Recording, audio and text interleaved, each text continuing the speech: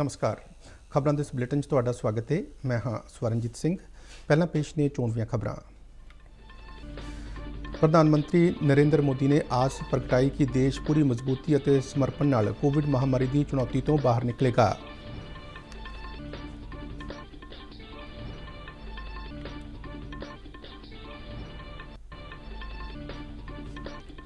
देश में हुण तक 18 करोड़ 4 लाख तो वध लाभपात्रियों को कोविड-19 के टीके लगाए गए। मुख्यमंत्री कैप्टन अमरिंदर सिंह ने सूबे के पेंडू खेतरों च कोविड केसां च दर्ज हो रहे वाधे ते चिंता जताई। पिंड वासियों को सिर्फ कोरोना मुक्त व्यक्तियों को ही पिंडों में दाखिल होने की इजाजत देने की दित्ती सलाह। कोरोना के मुढ़ले लक्षण नज़र आने ते इलाज में देरी ना करने की अपील की।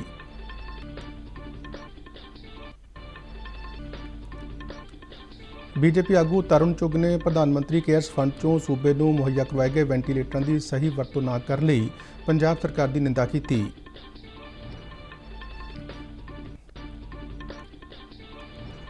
शहीद आजम भगत सिंह के भतीजे अभय सिंह संधू का देहांत। मुख्यमंत्री और सेहत मंत्री ने दुख प्रगटाया।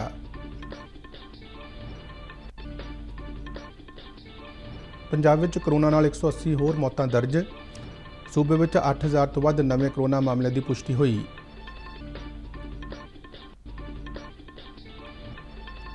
श्रोमणी अकाली दल ने जलंधर, अमृतसर, मोहाली और बठिंडा समेत प्रमुख शहरों के कोरोना सेंटरों को फौज की पश्चिमी कमान के हवाले करने की सलाह दी।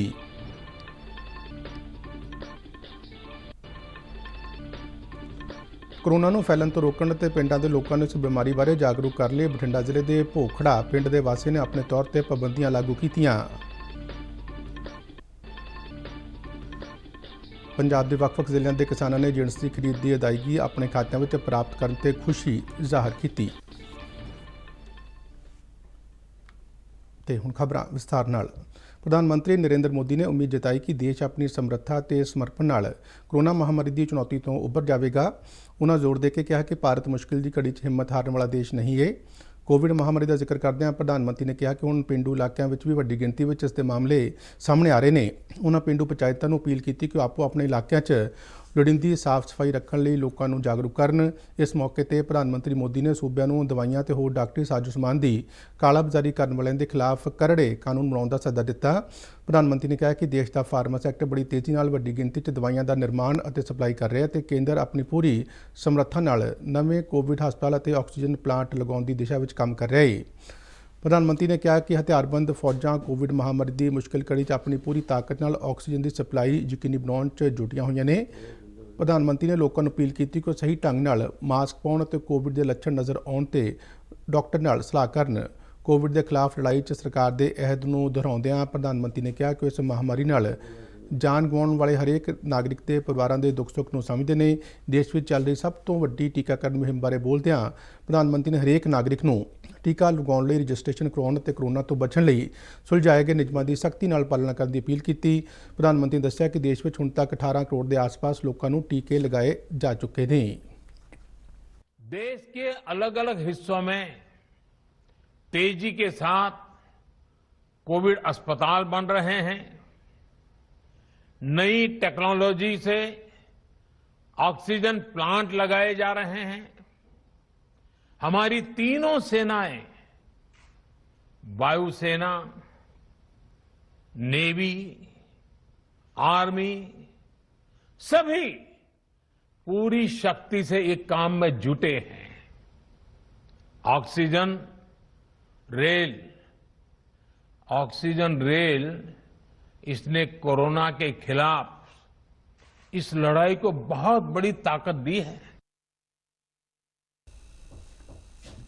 देश में हुण तक 18 करोड़ 4 लाख तो वध लाभपात्रियों को कोविड-19 के टीके लगाए जा चुके हैं। केंद्रीय सेहत मंत्रालय वालों जारी अंकड़ियां मुताबक बीते 24 घंटे दौरान 10,79,000 तो वध लाभपात्रियों का टीकाकरण किया गया। इस दौरान 18 तो 44 साल उम्र वर्ग के 3,25,000 तो वध लाभपात्रियों को कोविड वैक्सीन की पहली खुराक दी गई। हुण तक पंजाब के इस उम्र वर्ग नाल संबंधित 6,403 लाभपात्रियों का टीकाकरण हो चुका है। ਦੂਜੇ ਪਾਸੇ ਦੇਸ਼ ਵਿੱਚ ਬੀਤੇ 24 ਘੰਟਿਆਂ ਦੌਰਾਨ 3,43,144 ਨਵੇਂ ਕੋਰੋਨਾ ਮਾਮਲਿਆਂ ਦੀ ਪੁਸ਼ਟੀ ਹੋਈ, ਜਿਸ ਨਾਲ ਦੇਸ਼ ਦੇ ਕੁੱਲ ਪੋਜ਼ਿਟਿਵ ਮਾਮਲਿਆਂ ਦੀ ਗਿਣਤੀ 2 ਕਰੋੜ 40 ਲੱਖ ਤੋਂ ਪਾਰ ਹੋ ਗਈ ਹੈ। ਬੀਤੇ ਦਿਨ ਇਸ ਮਹਾਮਾਰੀ ਨਾਲ ਦੇਸ਼ ਵਿੱਚ 4,000 ਮੌਤਾਂ ਹੋਈਆਂ। ਦੇਸ਼ ਵਿੱਚ ਹੁਣ ਤੱਕ ਕੋਰੋਨਾ ਕਾਰਨ ਮਰਨ ਵਾਲਿਆਂ ਦੀ ਕੁੱਲ ਗਿਣਤੀ 2,62,000 ਤੋਂ ਪਾਰ ਹੋ ਗਈ ਹੈ। ਤਾਜ਼ਾ ਅੰਕੜਿਆਂ ਮੁਤਾਬਕ ਦੇਸ਼ ਵਿੱਚ ਕੋਰੋਨਾ ਤੋਂ ਸਿਹਤਯਾਬ ਹੋਣ ਦੀ ਦਰ 83.50% ਹੋ ਗਈ ਹੈ। ਪਿਛਲੇ 24 ਘੰਟਿਆਂ ਦੌਰਾਨ 3,44,000 ਤੋਂ ਵੱਧ ਕੋਰੋਨਾ ਮਰੀਜ਼ ਠੀਕ ਹੋਏ। ਹੁਣ ਤੱਕ ਇਸ ਮਹਾਮਾਰੀ ਤੋਂ 2 ਕਰੋੜ 79,000 ਤੋਂ ਵੱਧ ਮਰੀਜ਼ ਸਿਹਤਯਾਬ ਹੋ ਚੁੱਕੇ ਨੇ। ਮੌਜੂਦਾ ਸਮੇਂ ਦੇਸ਼ ਵਿੱਚ ਕੋਰੋਨਾ ਦੇ 37,04,000 ਤੋਂ ਵੱਧ ਐਕਟਿਵ ਮਰੀਜ਼ ਨੇ, ਜਿਹੜੇ ਕੁੱਲ ਪੋਜ਼ਿਟਿਵ ਮਾਮਲਿਆਂ ਦਾ 15.41% ਬਣਦੇ ਨੇ। ਬੀਤੇ ਦਿਨ 3,44,000 ਤੋਂ ਵੱਧ ਵਿਅਕਤੀ ਕੋਵਿਡ ਵਾਇਰਸ ਤੋਂ ਠੀਕ ਹੋਏ ਨੇ। ਸਿਹਤਯਾਬ ਹੋਣ ਵਾਲਿਆਂ ਦੀ ਦਰ ਹੁਣ 83.5% ਹੋ ਗਈ ਹੈ। ਹੁਣ ਤੱਕ ਦੇਸ਼ ਵਿੱਚ ਕੁੱਲ 2 ਕਰੋੜ 79,000 ਵਿਅਕਤੀ ਕੋਰੋਨਾ ਲਾਗ ਤੋਂ ਮੁਕਤ ਹੋ ਚੁੱਕੇ ਨੇ। ਮੁੱਖ ਮੰਤਰੀ ਕੈਪਟਨ ਅਮਰਿੰਦਰ ਸਿੰਘ ਨੇ ਸੂਬੇ ਦੇ ਪੇਂਡੂ ਖੇਤਰਾਂ ਵਿੱਚ ਰਹਿੰਦੇ ਲੋਕਾਂ ਨੂੰ ਅਪੀਲ ਕੀਤੀ ਕਿ ਉਹ ਆਪੋ ਆਪਣੇ ਪਿੰਡਾਂ ਵਿੱਚ ਸਿਰਫ ਉਹਨਾਂ ਵਿਅਕਤੀਆਂ ਨੂੰ ਦਾਖਲ ਹੋਣ ਦੀ ਇਜਾਜ਼ਤ ਦੇਣ ਜਿਹੜੇ ਕੋਰੋਨਾ ਵਾਇਰਸ ਤੋਂ ਮੁਕਤ ਹੋਣ। ਫੇਸਬੁੱਕ ਤੇ ਲਾਈਵ ਪ੍ਰਸਾਰਣ ਦੌਰਾਨ ਪੰਜਾਬ ਵਾਸੀਆਂ ਨਾਲ ਗੱਲਬਾਤ ਕਰਦਿਆਂ ਮੁੱਖ ਮੰਤਰੀ ਨੇ ਅਗਲੇ 2 ਮਹੀਨਿਆਂ ਦੌਰਾਨ ਪੇਂਡੂ ਇਲਾਕਿਆਂ ਵਿੱਚ ਸਖਤ ਕਦਮ ਚੁੱਕਣ ਦਾ ਸੱਦਾ ਦਿੱਤਾ ਹੈ। ਉਹਨਾਂ ਕਿਹਾ ਕਿ ਦਿਹਾਤੀ ਖੇਤਰਾਂ ਵਿੱਚ ਲਗਾਤਾਰ ਕੋਵਿਡ ਮਾਮਲਿਆਂ 'ਚ ਵਾਧਾ ਦਰਜ ਕੀਤਾ ਜਾ ਰਿਹਾ ਹੈ, ਜਿਸ ਨੂੰ ਧਿਆਨ 'ਚ ਰੱਖਦਿਆਂ ਪੇਂਡੂ ਇਲਾਕਿਆਂ 'ਚ ਵਿਸ਼ੇਸ਼ ਧਿਆਨ ਦੇਣ ਦੀ ਲੋੜ ਹੈ। ਉਹਨਾਂ ਪਿੰਡ ਵਾਸੀਆਂ ਨੂੰ ਠੀਕਰੀ ਪਹਿਰੇ ਲਗਾਉਣ ਦੀ ਵੀ ਅਪੀਲ ਕੀਤੀ ਤਾਂ ਜੋ ਬਾਹਰ ਦੇ ਲੋਕਾਂ ਨੂੰ ਦੂਰ ਰੱਖਿਆ ਜਾ ਸਕੇ ਅਤੇ ਸਿਰਫ ਕੋਵਿਡ ਮੁਕਤ ਲੋਕਾਂ ਨੂੰ ਹੀ ਪਿੰਡ ਵਿੱਚ ਦਾਖਲੇ ਦੀ ਇਜਾਜ਼ਤ ਦਿੱਤੀ ਜਾ ਸਕੇ। ਮੁੱਖ ਮੰਤਰੀ ਨੇ ਪੰਜਾਬ ਦੇ ਲੋਕਾਂ ਨੂੰ ਆਪੋ ਆਪਣੇ ਮੁਹੱਲੇ ਅਤੇ ਪਿੰਡ ਬਚਾਉਣ ਦਾ ਸੱਦਾ ਦਿੰਦਿਆਂ ਕਿਹਾ ਕਿ ਇਸ ਨਾਲ ਉਹ ਆਪਣੇ ਆਪ ਨੂੰ, ਆਪਣੇ ਪਰਿਵਾਰਾਂ ਨੂੰ ਅਤੇ ਪੰਜਾਬ ਨੂੰ ਬਚਾ ਸਕਦੇ ਨੇ। ਉਹਨਾਂ ਪਿੰਡ ਵਾਸੀਆਂ ਨੂੰ ਇਲਾਜ ਲਈ ਹਸਪਤਾਲ ਜਾਣ ਵਿੱਚ ਦੇਰੀ ਨਾ ਕਰਨ ਲਈ ਵੀ ਆਖਿਆ।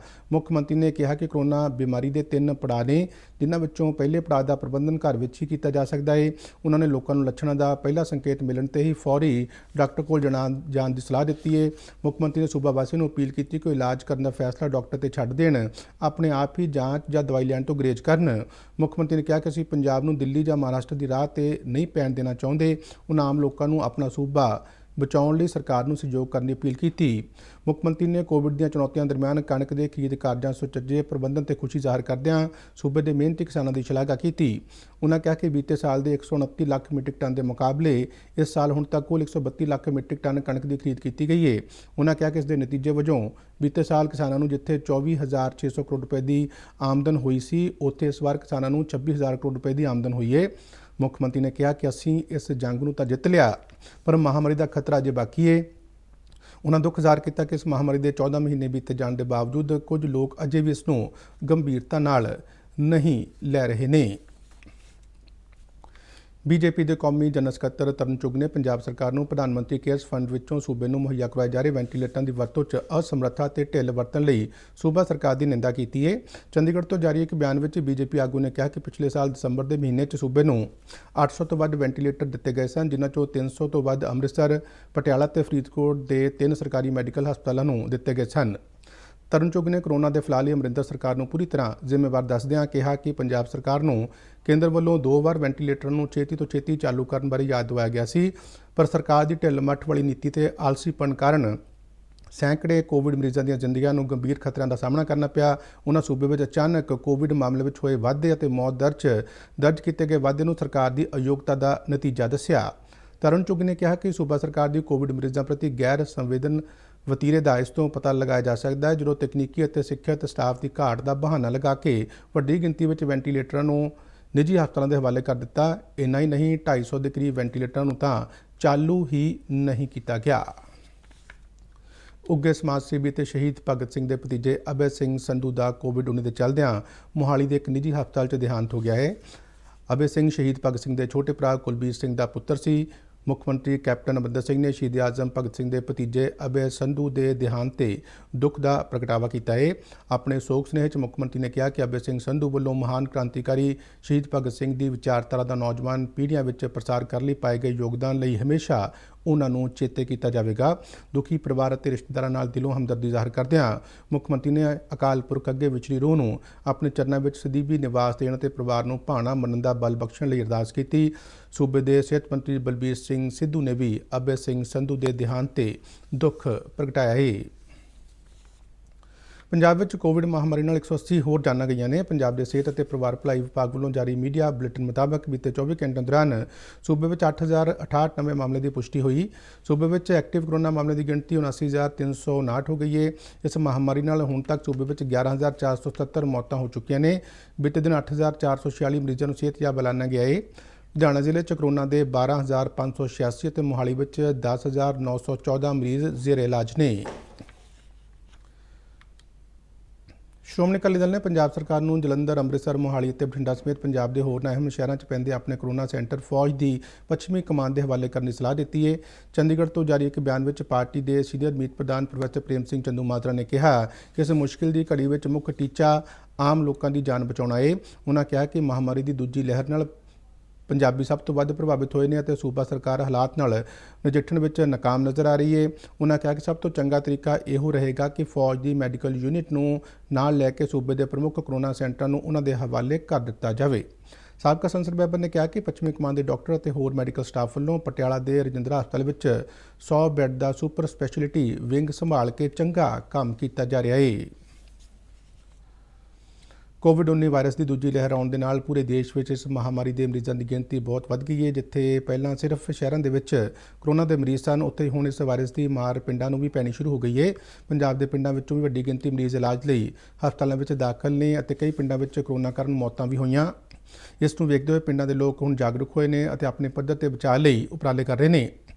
ਬਠਿੰਡਾ ਜ਼ਿਲ੍ਹੇ ਦੇ ਪਿੰਡ ਭੋਖੜਾ ਵਿੱਚ ਪਿਛਲੇ ਦਿਨੀ 6 ਪਿੰਡ ਵਾਸੀਆਂ ਦੀ ਮੌਤ ਹੋ ਗਈ, ਜਿਸ ਤੋਂ ਬਾਅਦ ਪਿੰਡ ਵਾਸੀ ਨੇ ਆਪਣੇ ਪਿੰਡ ਵਿੱਚ ਨਾਕਾਬੰਦੀ ਕਰਕੇ ਬਾਹਰਲੇ ਵਿਅਕਤੀਆਂ ਦਾ ਬਿਨਾਂ ਕੰਮ ਤੋਂ ਪਿੰਡ ਵਿੱਚ ਦਾਖਲਾ ਬੰਦ ਕਰ ਦਿੱਤਾ ਹੈ। ਪਿੰਡ ਭੋਖੜਾ ਵਿੱਚ ਜਿੱਥੇ ਦਿਨ ਦੇ ਸਮੇਂ ਨਾਕਾਬੰਦੀ ਕੀਤੀ ਜਾਂਦੀ ਹੈ, ਉੱਥੇ ਹੀ ਰਾਤ ਦੇ ਸਮੇਂ ਵੀ ਠੀਕਰੀ ਪਹਿਰਾ ਲਗਾ ਕੇ ਬਾਹਰੋਂ ਕਿਸੇ ਵੀ ਵਿਅਕਤੀ ਨੂੰ ਪਿੰਡ ਵਿੱਚ ਦਾਖਲ ਨਹੀਂ ਹੋਣ ਦਿੱਤਾ ਜਾਂਦਾ। ਭੋਖੜਾ ਪਿੰਡ ਦੇ ਸਰਪੰਚ ਫਲੀਲ ਸਿੰਘ ਨੇ ਦੱਸਿਆ ਕਿ ਪਿੰਡ ਵਿੱਚ ਦਾਖਲ ਹੋਣ ਵਾਲੇ ਹਰੇਕ ਵਿਅਕਤੀ ਦਾ ਰਿਕਾਰਡ ਰੱਖਿਆ ਜਾ ਰਿਹਾ ਤੇ ਸਿਰਫ ਜ਼ਰੂਰੀ ਕੰਮ ਸਮੇਂ ਹੀ ਪਿੰਡ ਵਾਸੀਆਂ ਨੂੰ ਪਿੰਡ ਤੋਂ ਬਾਹਰ ਜਾਣ ਦੀ ਇਜਾਜ਼ਤ ਦਿੱਤੀ ਜਾਂਦੀ ਹੈ। ਸਰਪੰਚ ਨੇ ਦੱਸਿਆ ਕਿ ਅਣਗਹਿਲੀਆਂ ਕਰਕੇ ਪਿੰਡ ਵਿੱਚ ਕੋਰੋਨਾ ਦੇ ਮਾਮਲੇ ਵੱਧ ਰਹੇ ਨੇ, ਪਰ ਹੁਣ ਹਰੇਕ ਨੂੰ ਮਾਸਕ ਪਾਉਣ ਅਤੇ ਸੈਨੀਟਾਈਜ਼ਰ ਦੀ ਵਰਤੋਂ ਲਈ ਸਮਝਾਇਆ ਜਾ ਰਿਹਾ ਹੈ। ਇਹ ਸਾਡੇ 5-7 ਦਿਨਾਂ ਤੋਂ ਜੀ ਕਰੋਨਾ ਦੇ ਕੇਸ ਵਧਣ ਕਰਕੇ 5-6 ਮੌਤਾਂ ਵੀ ਹੋ ਗਈਆਂ। ਉਹਨੂੰ ਧਿਆਨ 'ਚ ਰੱਖਦੇ ਲੋਕਾਂ ਦੇ ਸਹਿਯੋਗ ਨਾਲ ਅਸੀਂ ਪਿੰਡ 'ਚ ਆਉਣ ਜਾਣ ਬਾਰੇ ਲੋਕਾਂ ਦੀ ਪੁੱਛਗਿੱਛ ਕਰਦੇ ਹਾਂ ਵੀ ਬਿਨਾਂ ਕੰਮ ਤੋਂ ਕੋਈ ਪਿੰਡ ਤੋਂ ਬਾਹਰ ਨਾ ਜਾਵੇ ਤੇ ਬਿਨਾਂ ਕੰਮ ਤੋਂ ਕੋਈ ਅੰਦਰ ਆ। ਜਿਹਨੂੰ ਲੋੜਵੰਦ, ਜਿਹਨੂੰ ਕੋਈ ਲੋੜ ਆ ਬਾਹਰ ਜਾਣ ਦੀ, ਉਹਨਾਂ ਨੂੰ ਬਾਹਰ ਜਾਣ ਦਿੰਦੇ। ਸਾਡੇ ਮੁੰਡੇ ਲੱਗੇ ਵਲੰਟੀਅਰ ਜੀ, ਹਰੇਕ ਬੰਦੇ ਆਉਣ ਜਾਣ ਦਾ ਅਸੀਂ ਨੰਬਰ ਨੋਟ ਕਰਦੇ ਹਾਂ ਜਾਂ ਸਾਰਾ ਨਾਮ ਵਗੈਰਾ ਲਿਖਦੇ ਹਾਂ ਜੀ।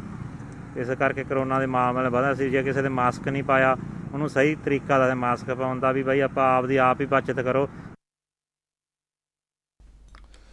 ਪਿੰਡ ਵਾਸੀ ਜਗਮੀਤ ਸਿੰਘ ਨੇ ਕਿਹਾ ਕਿ ਪਿੰਡ ਵਿੱਚ ਲਗਾਤਾਰ ਵਧੀਆਂ ਮੌਤਾਂ ਕਾਰਨ ਪਿੰਡ ਵਾਸੀ ਨੇ ਖੁਦ ਹੀ ਪਿੰਡ ਨੂੰ ਸੀਲ ਕੀਤਾ ਹੈ।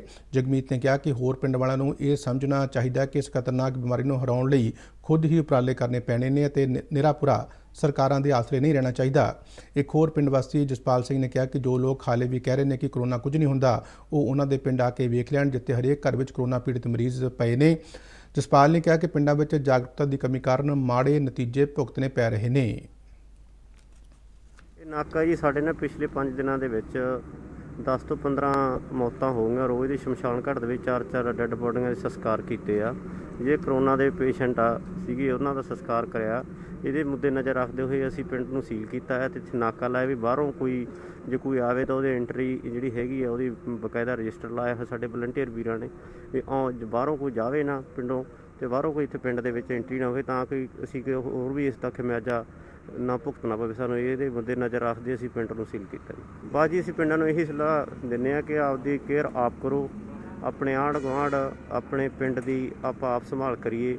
ਹਾਂਜੀ, ਜਿਹੜਾ ਅਸੀਂ ਇਹ ਪਿੰਡ ਰੋਕੇ ਜੀ, ਇਹ ਜੇ ਕੋਈ ਵੀ ਪਿੰਡ 'ਚ ਐਂਟਰ ਹੁੰਦਾ ਉਹਦੇ ਬਾਰੇ ਪੁੱਛਗਿੱਛ ਕਰਦੇ ਹਾਂ ਵੀ ਕੀ ਉਹਨਾਂ ਨੇ ਕਰੋਨਾ ਟੈਸਟ ਕਰਵਾਇਆ ਕਿ ਨਹੀਂ ਕਰਵਾਇਆ।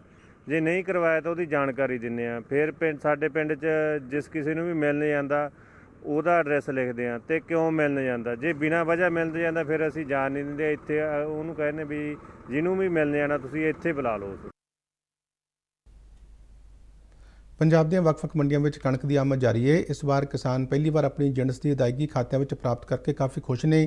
ਕਿਸਾਨਾਂ ਨੂੰ ਆਪਣੀ ਫਸਲ ਵੇਚਣ ਮਗਰੋਂ 1-2 ਦਿਨਾਂ ਦੇ ਅੰਦਰ ਹੀ ਸਿੱਧਾ ਲਾਭ ਤਬਾਦਲਾ ਪ੍ਰਣਾਲੀ ਰਾਹੀਂ ਅਦਾਇਗੀ ਪ੍ਰਾਪਤ ਹੋ ਜਾਂਦੀ ਹੈ। ਮੁਕਤਸਰ ਜ਼ਿਲ੍ਹੇ ਦੇ ਭੂਟੀਵਾਲਾ ਪਿੰਡ ਦੇ ਕਿਸਾਨ ਗੁਰਬਾਜ ਸਿੰਘ, ਮੋਹਾਲੀ ਦੇ ਮੌਲ ਮਸੂਤਾ ਪਿੰਡ ਦੇ ਲਖਵੀਰ ਸਿੰਘ, ਮੋਹਾਲੀ ਦੇ ਵਜੀਦਪੁਰ ਦੇ ਮੋਹਨ ਸਿੰਘ, ਬਰਨਾਲਾ ਦੇ ਢਿਲਵਾਂ ਦੇ ਕੁਲਵੰਤ ਸਿੰਘ ਅਤੇ ਹੁਸ਼ਿਆਰਪੁਰ ਦੇ ਰਣੀਆਂ ਪਿੰਡ ਦੇ ਕਿਸਾਨ ਹਰਮਨਜੀਤ ਸਿੰਘ ਨੇ ਜਿਣਸ ਦੀ ਅਦਾਇਗੀ ਸਿੱਧੇ ਖਾਤੇ ਵਿੱਚ ਪ੍ਰਾਪਤ ਕਰਨ ਤੇ ਖੁਸ਼ੀ ਪ੍ਰਗਟ ਕਰਦਿਆਂ ਸਰਕਾਰ ਦਾ ਧੰਨਵਾਦ ਕੀਤਾ। ਮੇਰਾ ਕਮਾਲ ਸਿੰਘ ਹੈ ਜੀ। ਮੇਰੀ ਕਣਕ ਮੰਡੀ ਦੇ ਵਿੱਚ ਵਿਕ ਰਹੀ ਹੈ ਜੀ। ਮੇਰੇ ਖਾਤੇ 'ਚ ਮੇਰੇ ਪੇਮੈਂਟ ਆ ਰਹੀ ਹੈ ਜੀ। ਮੇਰਾ ਨਾਮ ਲਖਵੀਰ ਸਿੰਘ, ਪੁੱਤਰ ਸ੍ਰੀ ਜੋਗਿੰਦਰ ਸਿੰਘ, ਪਿੰਡ ਮੌੜ ਮਕਸੂਥਾ, ਜ਼ਿਲ੍ਹਾ ਬਰਨਾਲਾ। ਮੈਂ 15 ਤਰੀਕ ਨੂੰ ਕਣਕ ਲੈ ਕੇ ਆਇਆ ਸੀ ਤੇ ਵਧੀਆ ਸੁਣਾਈ ਕਰਕੇ ਬੋਲੀ ਲੱਗੀ ਤੇ ਮੈਂ ਭਰ ਚੁੱਕਿਆ ਗਾ ਜੀ ਤੇ ਮੇਰੇ ਖਾਤੇ 'ਚ ਪੇਮੈਂਟ ਆ ਚੁੱਕੀ ਆ। ਮੈਂ FCI ਦਾ ਬਹੁਤ ਧੰਨਵਾਦ ਕਰਦਾ। ਮੇਰਾ ਨਾਮ ਮੋਹਨ ਸਿੰਘ ਹੈ। ਇਸ ਦੇ ਨਾਲ ਹੀ ਖਬਰਾਂ ਦਾ ਇਹ ਬੁਲੇਟਿਨ ਖਤਮ ਹੁੰਦਾ ਹੈ। ਆਗਿਆ ਦਿਓ। ਧੰਨਵਾਦ।